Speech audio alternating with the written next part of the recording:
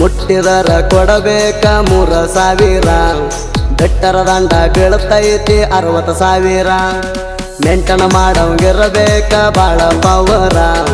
ಪಸಾಸಿ ಹೊಂಟಾಳ ಆಗುವಳ ಪರ್ಮೆಂಟ ಲವರ ಹೊತ್ತು ಬಿಟ್ಟಾಳ 2 ಜಡಿ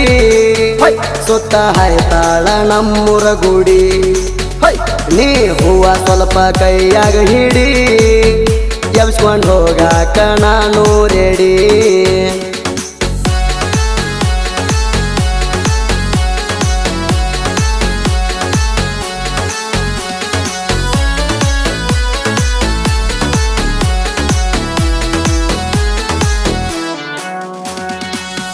ಅಂತೂ ಬಿದ್ದಿಲ್ಲ ಯಾರಿಗೆ ಎನ್ನುತ್ತಾಣ ಸಣ್ಣಗೆ ಸಾಪ ಎಳದಾಳ ತಿನ್ನುತ್ತಾಣ ಹೆಣ್ಣ ಕೇಳಾಕ ಹೋಗ್ಲಣ ಆಕೆಯ ಮಣಿತಾಣ ಹೂ ಅಂದರ ಕೂಗ